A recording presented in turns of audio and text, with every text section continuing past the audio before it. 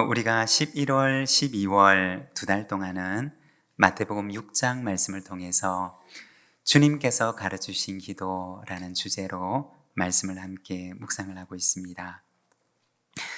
마태복음 6장 말씀을 보게 되면 경건한 신앙생활을 나타내는 대표적인 주제가 되는 구제와 기도와 금식에 대해서 말씀을 합니다.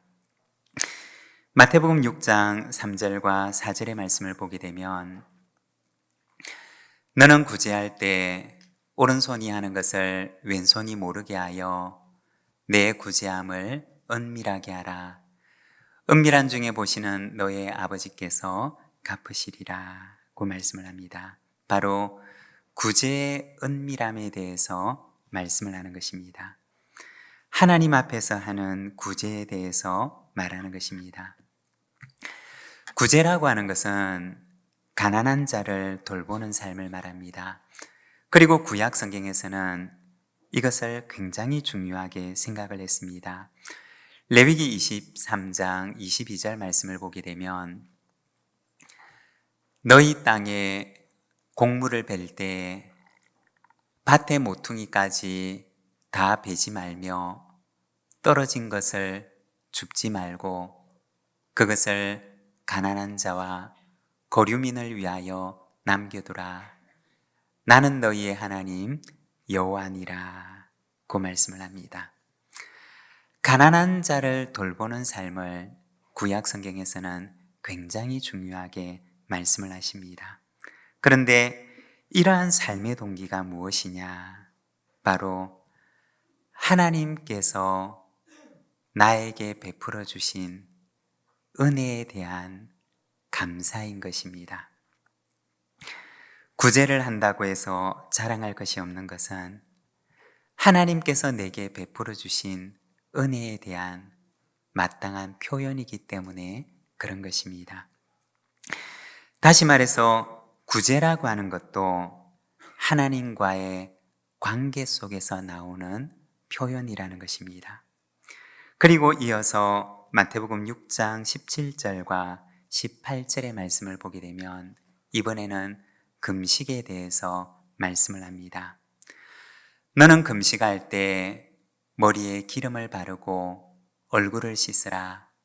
이는 금식하는 자로 사람에게 보이지 않고 오직 은밀한 중에 계신 내 아버지께 보이게 하려 함이라. 은밀한 중에 보시는 내 아버지께서 갚으시리라. 이 금식에 대해서도 말씀하실 때 역시 은밀한 중에 금식에 대해서 말씀을 합니다. 우리가 성경을 보게 되면 금식의 의미가 무엇이냐? 첫 번째는 내 안에 있는 죄성에 대한 슬픔을 말하는 것입니다. 내 속에 있는 이 죄성을 바라보고 슬퍼하는 의미로서 금식을 하는 것입니다. 그리고 두 번째는 죄가 만들어 놓은 현실에 대한 애통입니다. 나의 탐욕이 만들어 놓은 슬픈 현실, 내 속에 있는 분노, 나의 속에 있는 미움, 그리고 시기와 질투가 만들어 놓은 파괴적인 현실에 대한 애통의 의미가 바로 금식입니다. 그리고 세 번째는 이러한 슬픈 현실을 다시 회복하겠다고 하는 결단의 의미가 담긴 것이 바로 이 금식의 의미인 것입니다. 이사야서 58장 6절에서 9절의 말씀을 보게 되면 이렇게 말씀을 합니다. 내가 기뻐하는 금식은 흉악의 결박을 풀어주며 멍에의 줄을 끌어주며 압제당하는 자를 자유하게 하며 모든 멍에를 꺾는 것이 아니겠느냐. 또 줄인 자에게 내 양식을 나누어 주며 유리하는 빈민을 집에 들이며 헐벗은 자를 보면 입히며 또 내 고륙을 피하여 스스로 숨지 아니하는 것이 아니겠느냐. 그리하면 내 빛이 새벽같이 비칠 것이며 내 치유가 급속할 것이며 내 공의가 내 앞에 행하고 여호와의 영광이 내 뒤에 호위하리니 내가 부를 때에는 나 여호와가 응답하겠고 내가 부르짖을 때에는 내가 여기 있다 하리라. 바로 하나님께서 기뻐하시는 금식에 대한 말씀입니다. 하나님께서 기뻐하시는 금식은 이러한 슬픈 현실들을 다시 회복하겠다고 하는 결단의 의미가 담겨 있는 것입니다. 이러한 참된 금식으로 하나님께 나아가는 자에게는 하나님께서 내가 부르면 여호와가 응답하겠고 내가 부르짖을 때에는 내가 여기 있다고 말하리라 고 말씀을 하십니다. 금식이라는 것도 역시 하나님과의 관계를 바르게 하는 과정에서 나온 것입니다. 그리고 기도에 대해서도 말씀하실 때 기도의 은밀성에 대해서 말씀을 하십니다. 즉, 기도라고 하는 것도 역시 하나님과의 관계를 말하는 것입니다. 예수님께서는 제자들에게 기도를 가르치실 때 제일 먼저 하나님을 부르는데 아버지라는 호칭으로 하나님을 부를 것을 말씀하셨습니다. 이때 아버지라고 하는 단어는 우리말로 하게 되면 아빠라고 하는 단어를 사용해서 말씀을 하셨습니다. 이 아빠라고 하는 말은 어떤 말이냐? 어린아이가 아버지를 부를 때 부르는 호칭입니다. 어린아이란 어떤 존재이냐? 아빠에게 절대적으로 의존할 수밖에 없는 존재가 바로 어린아이입니다. 하나님에게 있어서 우리가 바로 그런 존재라는 것입니다. 하나님께 절대 의존할 수밖에 없는 어린아이와 같은 존재가 바로 우리의 존재이고 또한 절대적인 사랑과 돌봄으로 우리를 바라보시는 아빠 같은 존재가 바로 우리 하나님이라고 하는 것입니다. 이것이 바로 예수님께서 주기도를 통해서 우리에게 가르치셨던 하나님과 우리와의 관계인 것입니다. 예수님께서는 제자들에게 이렇게 기도를 가르치시면서 바로 이와 같은 관계 속으로 제자들을 초청하셨던 것입니다. 아빠와 자녀와의 관계, 하나님께 절대 의존할 수밖에 없는 어린아이와 같은 우리, 절대적 사랑과 긍휼로 우리를 바라보시는 아빠 같은 하나님, 이러한 아빠와 자녀와의 관계 속으로 예수님께서는 제자들을 초청하시며 그들을 기도 속으로 인도하셨던 것입니다. 기도라고 하는 것은 무엇이냐? 바로 이러한 관계 안으로 들어가는 것입니다. 아빠와 어린 자녀와의 관계 속으로 들어가는 것을 말하는 것입니다.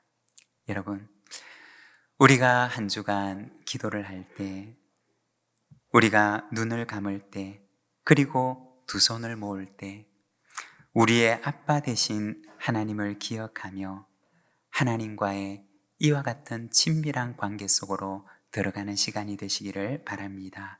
그리하면 하나님의 평강이 우리의 삶 속에 가득 임재하시는 역사를 만나게 될 줄로 믿습니다.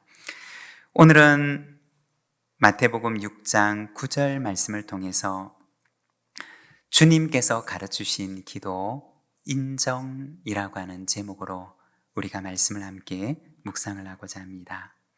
하나님을 인정하는 것에 대해서 우리가 잠시 함께 말씀을 묵상하겠습니다.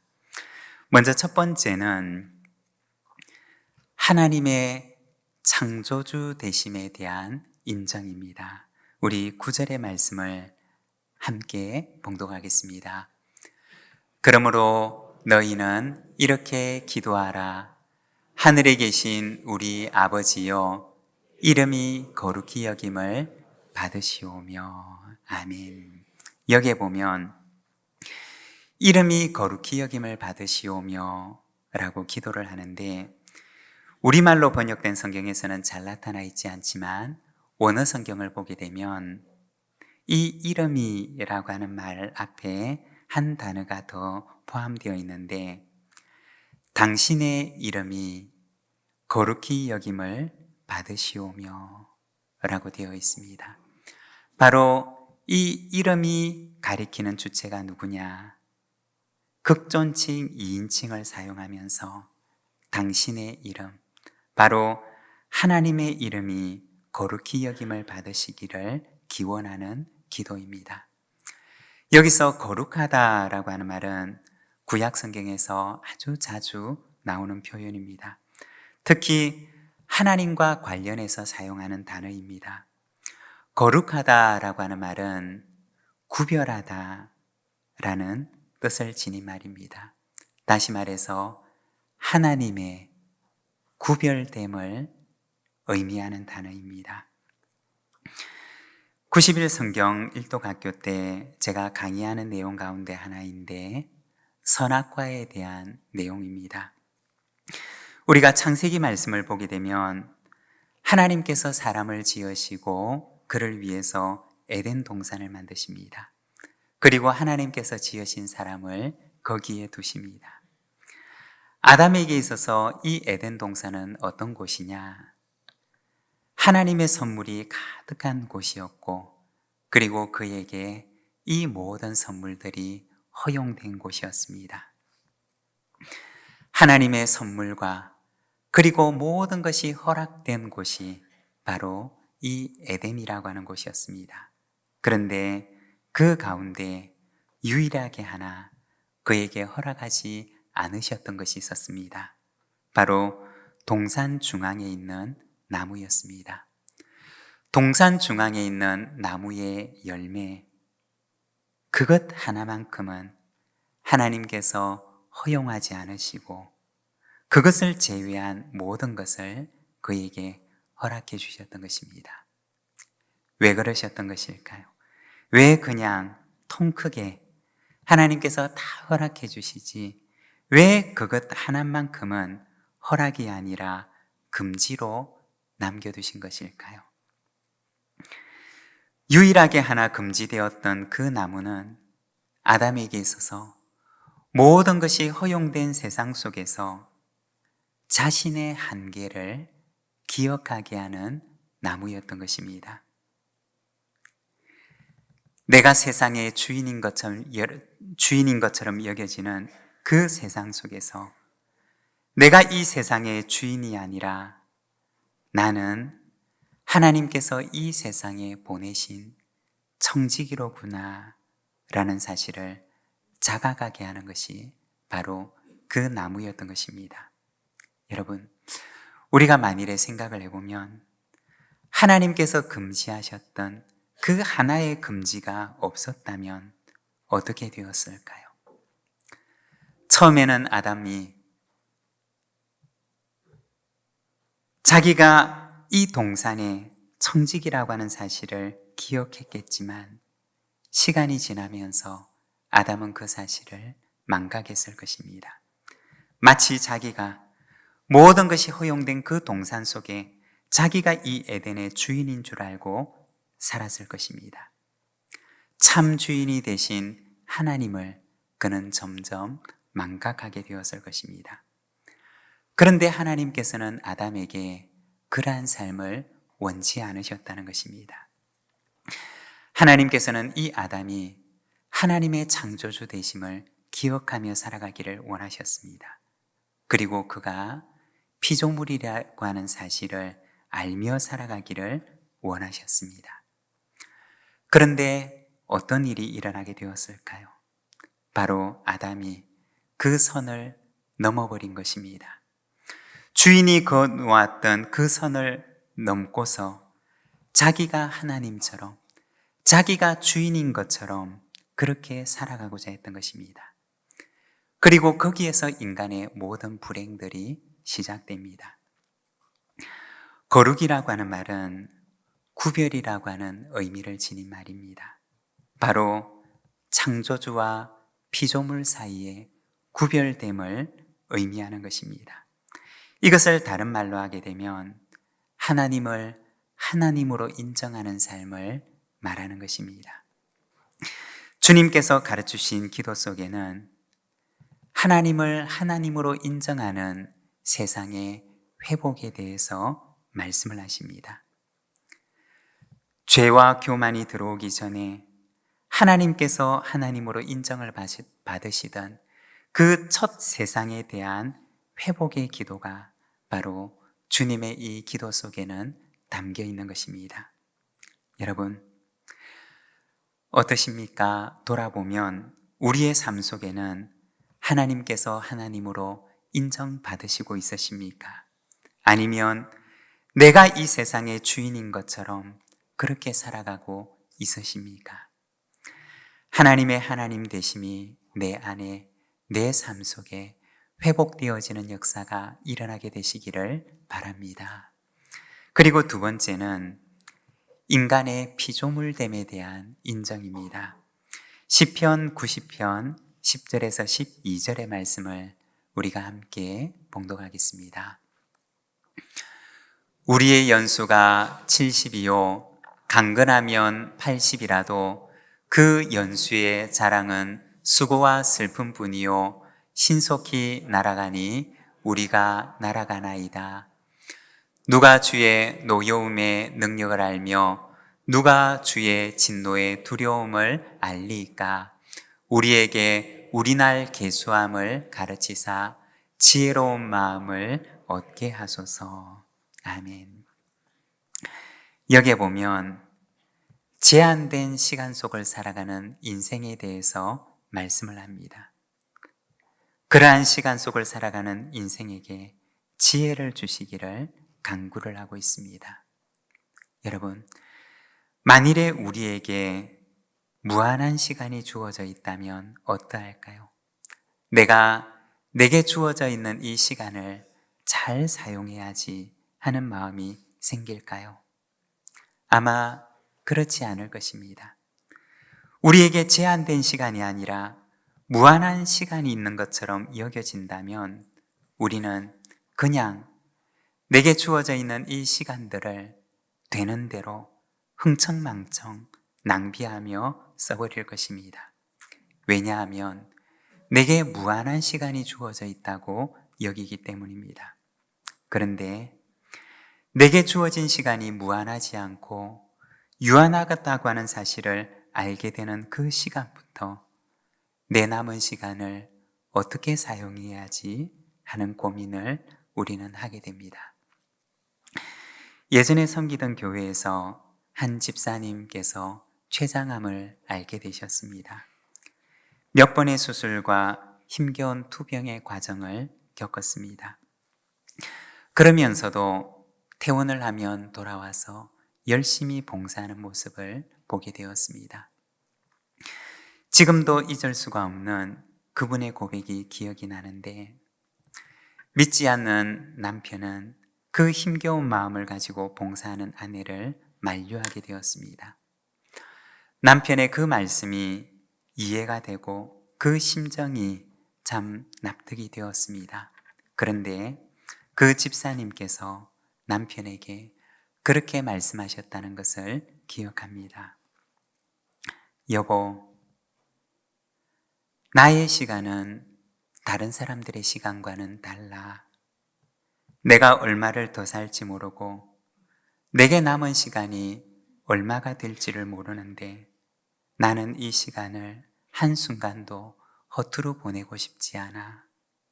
당신의 마음은 알지만 내 남은 시간을 소중하게 사용할 수 있도록 도와줘. 라고 하는 말씀이었습니다. 제가 그 교회를 떠나고 나서 얼마 뒤에 그분의 장례에 대한 소식을 들었습니다.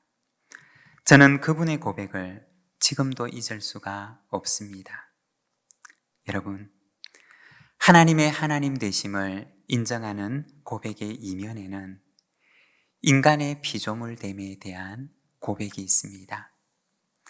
모든 피조물은 제한된 시간 속을 살아가는 존재입니다. 우리의 시간이 유한하다고 하는 사실을 알게 될 때 내게 주어진 이 유한한 시간을 내가 어떻게 지혜롭게 살아갈 수 있는지 우리는 하나님께 지혜를 구하게 됩니다. 찬송가 330장에 보면 어둠 밤 쉬되리니 라고 하는 찬송이 있습니다.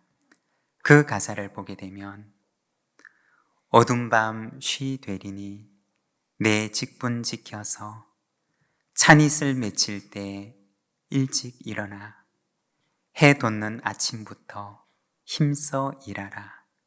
일할 수 없는 밤이 속히 오리라. 어둠 밤 쉬되리니 내 직분 지켜서 일할 때 일하면서 놀지 말아라. 낮에는 수고하나 쉴 때도 오겠네. 일할 수 없는 밤이 속히 오리라. 어둠 밤 쉬되리니 내 직분 지켜서 지는 해 빗긴 볕에 힘써 일하고 그 빛이 닿아여서 어둡게 되어도 할 수만 있는 대로 힘써 일하라. 여러분, 언젠가는 더 이상 일할 수 없는 인생의 어두운 밤이 우리에게도 오게 될 것입니다. 그때까지 내게 주신 시간, 힘써 일하는 저와 여러분이 되시기를 바랍니다. 그리고 세 번째는 하나님의 주권에 대한 인정입니다. 우리 9절 말씀을 자막을 보면서 다시 한번 읽겠습니다. 하늘에 계신 우리 아버지여, 이름이 거룩히 여김을 받으시오며. 이름이 거룩히 여김을 받으시다 라고 할 때 누구에 의해서 이름이 거룩히 여김을 받으시는 것이 될까요? 공동번역 성경을 보게 되면 9절 말씀을 이렇게 번역을 합니다. 그러므로 이렇게 기도하여라. 하늘에 계신 우리 아버지, 온 세상이 아버지를 하느님으로 받들게 하시며. 여기에 보면 아버지를 하나님으로 받드는 주체가 누구냐? 바로 온 세상입니다. 온 세상이 아버지를 하느님으로 받들게 하소서라고 번역을 하고 있습니다. 온 세상이 하나님을 하나님으로 인정하는 날이 오기를 기원하는 하나님 나라에 대한 기도가 바로 주님께서 가르치셨던 기도인 것입니다. 그런데 이 기도 안에는 또 어떤 의미가 포함되어 있느냐? 하나님의 하나님됨을 인정하지 않는 인간의 불경건함이 포함되어 있는 기도입니다.